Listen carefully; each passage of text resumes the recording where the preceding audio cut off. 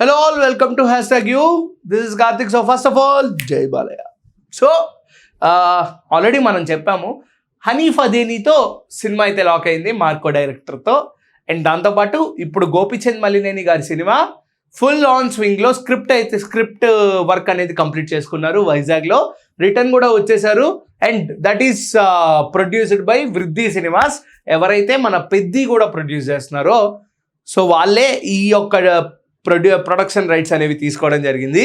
So దాని తర్వాత NBK 111 Gopichand Malineni గారు, NBK 112 హనీఫ్ అదేనీతో మార్కో డైరెక్టర్తో ఒక రక్తపాతం అయితే సృష్టించబోతున్న బాలయ్య గారు. దాని తర్వాత ఏ సినిమాలు తీస్తారు అని మొన్నటి నుంచి మనం అనుకుంటున్న ఆ క్వశ్చన్ మార్క్కి ఈరోజు ఆన్సర్ అనేది పడిపోయింది.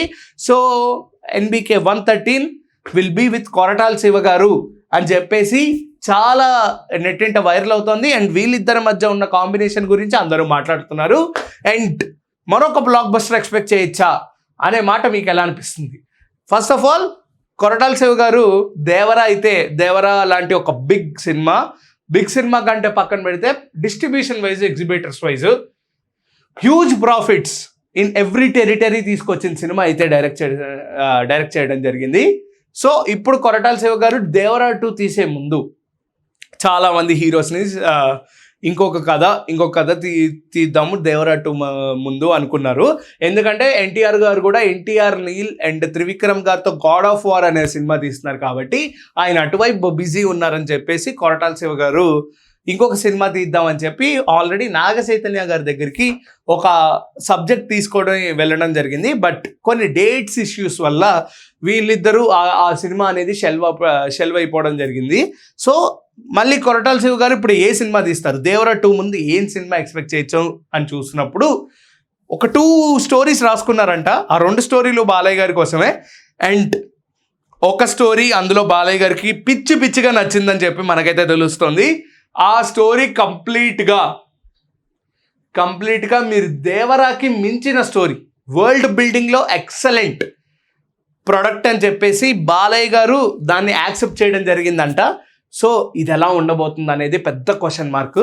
అండ్ ఫ్యాన్స్కి మటుకు ఇది ఒక బిర్యానీ విత్ డబల్ కా మీఠా అని చెప్పుకోవచ్చు.